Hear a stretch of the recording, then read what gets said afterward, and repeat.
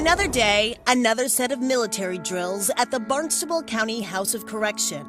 The facility is widely regarded as one of the most successful in the country in helping men and women addicted to opioids go on to lead productive lives. I would say that probably a good 50% of the folks that come in here now admit to us that they're addicted to opiates. Sheriff James Cummings says what looks like punishment is actually therapy.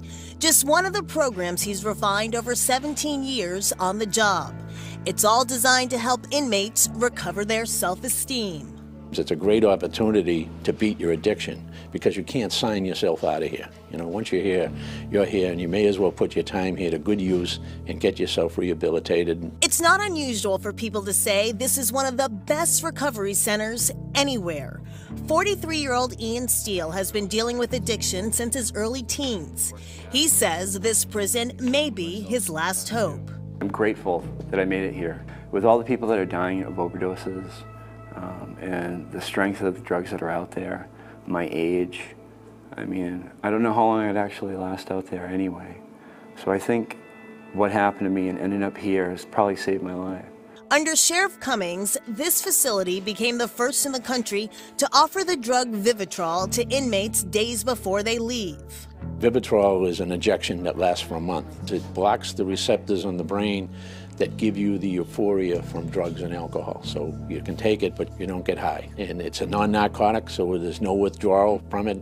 It's not something that's going to be diverted and sold in the community. Vivitrol is used monthly, in many cases for a year. But inmate Danielle, who's been incarcerated here 5 times, says she knows from experience Vivitrol is not a magic bullet. I've tried it, but then I didn't give it much effort. So I tried it kind of just to get out the door and get people off my back, but then I think I got 1 shot and then never went back for the 2nd shot. And by then I had already made other plans to self-medicate myself. This time, Danielle says she's committed to using Vivitrol as a tool, 1 month at a time, so she can focus on recovery and her 6-year-old daughter. As for Ian Steele, he is hoping to be a better father to his teenage son. Vivitrol program here is going to be an essential thing for me. You know, it helps remove that urge to use, that obsession. And I think if you can have that as a tool to help you, which I'm looking forward to, then I think I can accomplish anything.